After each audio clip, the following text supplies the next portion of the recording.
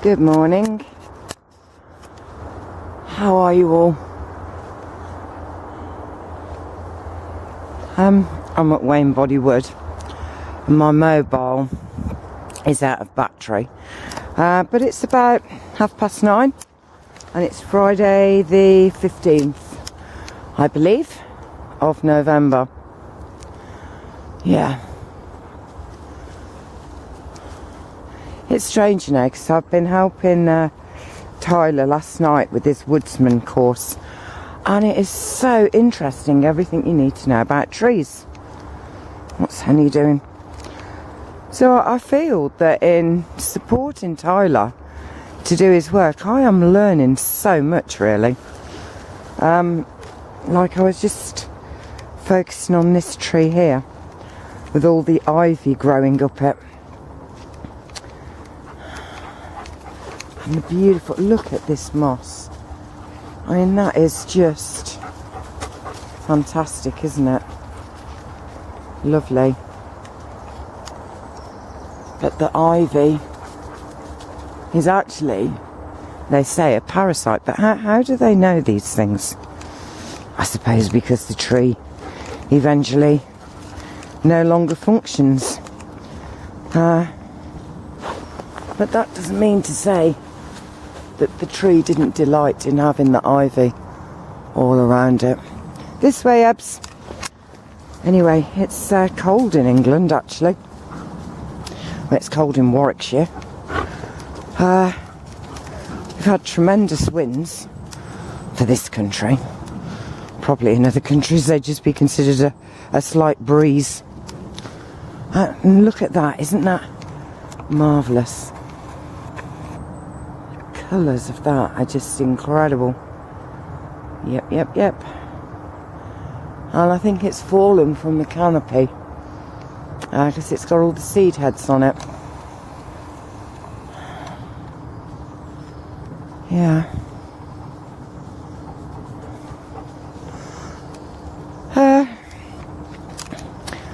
I don't know what's going on with YouTube and Google Plus, honestly.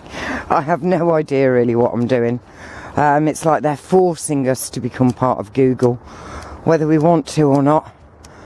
And I think you may well find a lot of people drift away.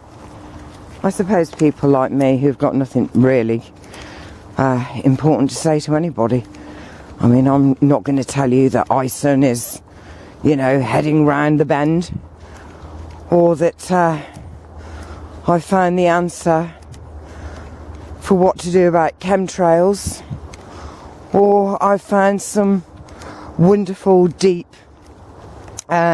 truth revealed to me by angels that I can share. I'm just Rose, really, just talking about my life.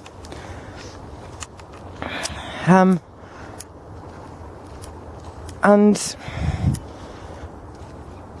I don't know, I just think to myself, there must be some easier way of me doing it than the way I am right now. I'm sure if it's meant to be that I find a different way, one will be dropped right in front of my nose. Honey, bring it. Go bring your shoe. Where is it? She says, I don't want that shoe anymore. Go on, bring it. Good girl. She says, oh yes, I do. We found a little sheepskin shoe that had been chewed up by someone or other, and Honey has decided to claim it as her own. I mean, she's so happy with that. Absolutely so happy with that shoe. And you know, she's not kind of saying I need a dog Porsche, you know, or I need a ball that's threaded with gold. No, she's just happy. She's left it there now, you see. She'll probably come back for it again in a moment. Anyway, guys, I've been thinking a lot about Sue. It's a year now. In just a few short days, it'll be a year since Sue died. the most horrendous death I have ever, well, not that I hang around dying people, but you know, the most horrendous death, honestly. And I did used to work with older people a long time ago in residential care, and I can remember being with a lady called Olive when she died, and it seemed so peaceful, so beautiful, and not at all frightening. But I have to say that Sue's death was the most hello mushrooms, was the most barbaric. Seriously, you know, yeah. And she died of cancer. Well, she was murdered, I believe, but you know what I mean. I have no proof. But I have been thinking about Sue and how quickly, not just the year has passed, but how quickly the time passed from her diagnosis, which was about 2 or 3 years. And the other day I was walking around the memorial park, and that's where me and Faye and Sue and Jim would all go walking. And I can remember walking around there and Sue saying, I don't think it's, you know, it's good. Go bring it then, honey. Where is it? And I wonder what went through Sue's mind, because we protect people. You know, when we know that we're not well, we protect people. We don't want them to hurt. So we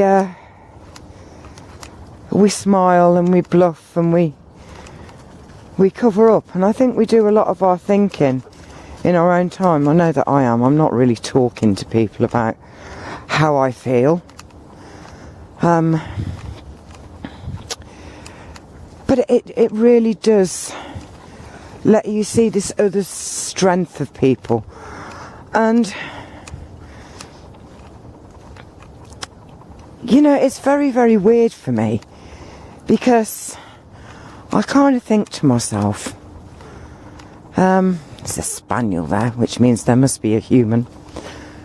Yep, there's the human. I think to myself, how much we keep inside. Yeah, indeed. We keep lots inside that we don't tell anyone.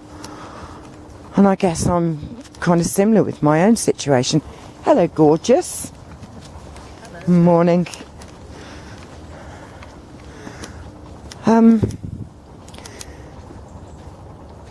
Yeah, I've actually been reflecting and thinking a lot. I mean, I think to myself, well, what if this 2 years thing is actually true? You know, I was thinking, is there some burning ambition I have? You know, do I suddenly want to go to university and become a brain surgeon? Or do I want to climb Mount Everest or go for a helicopter ride, as there's one above us somewhere? So many helicopters around these days, honestly. They seem to be circling forever, and it's not during rush hour. So I know they're not the kind of radio station travel update people. And the thing is, I don't want any of that. I really don't. And it's amazing because Sue, her and my son never had children. Sue had issues in that department, physical. And Sue was a real label person, you know what I mean? I mean, I learnt most of the names from Sue. And she would only wear stuff, really, that had the ooh-ah factor, if you knew when you were meant to ooh and ah. I didn't. I was never kind of big on labels. And he says, I've left my shoe and I would really like to find it. Do you want us to go? Abby, come on. We're going to go back this way so Honey can find her shoe. Some water coming. And the thing was, Honey, she's coming. The thing was, in the last 8 months of Sue's life, she didn't wear anything that was a label. No, she wasn't interested. She went for comfort and warmth, and in fact, wore clothes from Primark. In fact, she has to be buried in clothes from Primark. Isn't that strange? A girl who, you know, is all Louis Vuitton and, well, you know the kind of labels I'm on about. Dolce & Gabbana, bloody Gucci, Super Dry or something. But then they could be faked too easily. I used to say to Sue, she had a handbag, and it was this little small handbag. It's that brown thing that has 3 letters on it. I can't remember what it is now. But she had that bag and it cost her £400 and something. And I used to say to her, but Sue, I see people with bags like that all the time. She says, yes, but they're fake. That's the difference. And I said, but what do you do? Do you say to someone, you know, I'm not carrying a cheap fake. This is an original. I never really understood it. But it's about how things change. You know, suddenly there's not this pressure to go and be the world's great achiever. I don't feel the need to be a best-selling author anymore, or the owner of the most delightful bistro in Britain. Excuse me. No, I don't. I feel that my achievements come in places like this, of seeing something amazing, and it doesn't matter whether I share it or not. You know, it's a gift for me. I'm here doing this, and there'll be a bird or a leaf dancing its way to the ground, or in amongst all the green you'll suddenly see a flash of red, and maybe it will be some red berries, or maybe a robin. And I look back on my life now and I think to myself, you know, God, everything happened at just the right time. And I'm so glad that the order that it was done in, do you understand? I mean, people said to me, you know, about having my children so early. But I've had children, 5 of them. 4 are still alive. And I have grandchildren, 17 of them. And I have great-grandchildren, 3. You know, and for that to happen, I needed to have my babies young. Everything happens just at the right time. I've been married 3 times. And I learnt so much from each of those marriages, I'm telling you now. And I had beautiful children from each of the marriages. 2 from the first, 1 from the second, 2 from the third. Yes, I've had wonderful children from those marriages. But it's like they had to happen in the time that they did, because I am blessed with the man I'm with right now. You know, I'm not kind of sitting there with... I do see my ex-husband from time to time. And you know, he just looks so old.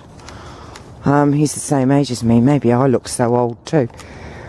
But you know, I kind of think to myself, God, we would have been, you know, getting the Stannah stairlift, and we would have been having a luxury conversion on the back, maybe a conservatory or something with triple glazed windows and chintz covers on our wicker furniture. You know, going off for our yearly jaunt to the south of France. Do you know, it's been so much more exciting with my stuff. I've just had a blast, honestly. It's just been fantastic. And I don't think it's about achievement. You know, we put so much pressure, especially parents do, onto their children. I mean, I did. You know, you honestly, you've moved to this area and you've scrimped and saved and done everything you can to get them into this really good school because you want them to be something fantastic. You know, you want them to be a lawyer or you want them to be a doctor. You just have to listen to people. I mean, you meet people after a while and you say, oh, and how are your children? Oh, well, Roderick. Yes, Roderick has just done his master's at Cambridge and he's going on to become a biogeneticist, umbrella maker or something. And, you know, Patricia, she's out in Vietnam doing whatever it is. You know, and you respond with, well, yes, well, Faye's just got her master's from Warwick. I mean, why do we do this? Not only to ourselves as parents, but to our children. You know, for goodness sake.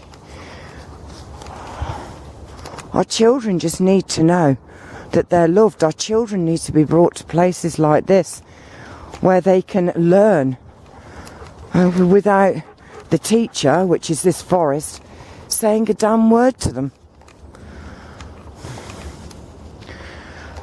And, you know, I look at these women who have all this surgery and an effort to be a glamorous granny, or, you know, when they're out with their children, kind of, this is my daughter. You're joking. I did think it was your sister. And we blush and we think, oh, bollocks, guys, you know what I mean? The number of times me and Faye have been called sisters, and it's only because they know it's going to make me smile. You know what I mean? Load of bloody rubbish. But we put all this pressure on ourselves and on those we love, instead of just being relaxed. And I'll tell you what, since I have been for that diagnosis, whether I believe it or not, let's just get that out of the way, whether I believe it or not, there are so many different facets to me. I'm not just Rose Bush, tell me something and I'll respond. I have so many facets to my character and my personality, just as you do. And, you know, there's times when I sit at home and I really, really think about it. You know, it's like I believe it 100%. But, you know, I really don't mind. I think to myself, you know, if God actually said, Rose, this is it, it really is 2 years and that's it, I would just think, well, thank you. Do you know what I mean? Because I've had the best time ever.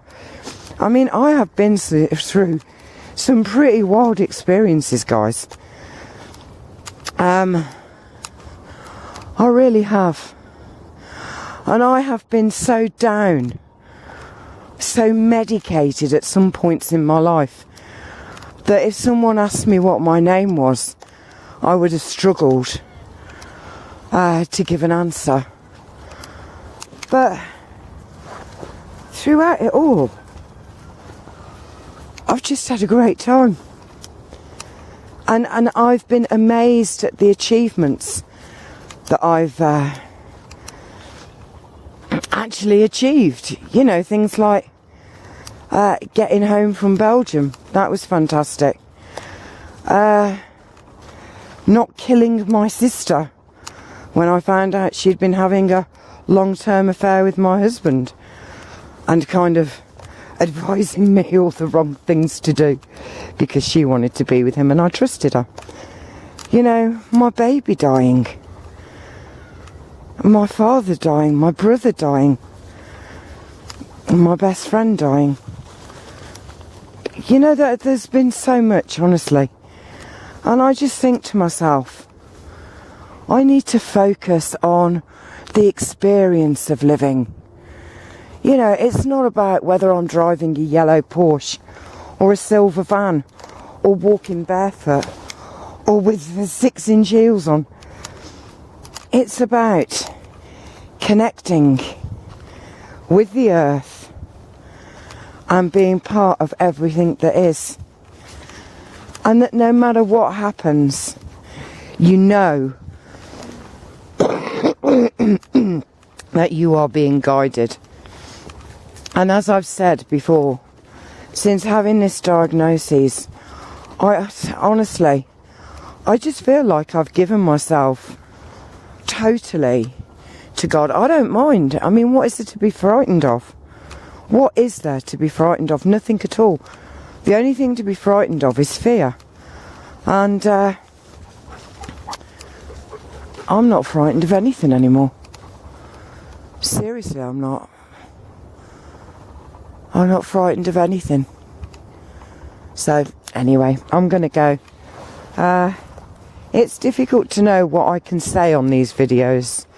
You know, I'd like to just be so honest and let my thoughts and feelings gush out. But hey, Cam, that's Farsi for little by little. And that's the way I'm going to do it. Cam. Okay, I'm going. So keep looking up, everyone. It really is the only way to look. And remember to enjoy life, live it. It's exactly why you're here. It doesn't matter about being a lawyer, you know, plastic surgeon, brain surgeon, racing driver, World Cup football player. None of that really matters. If that happens along the way, fantastic. But it really doesn't matter. The richness comes from knowing where to look for the value. Do you know what I mean?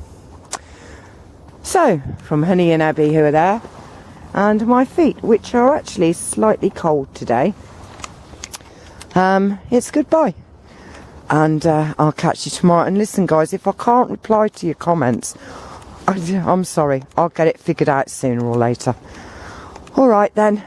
Sunshine, I was so glad to see your comment, by the way. I thought you deserted me. And I do so look forward to seeing a comment from you. Well, all of you. Right. Love you all. And, yeah.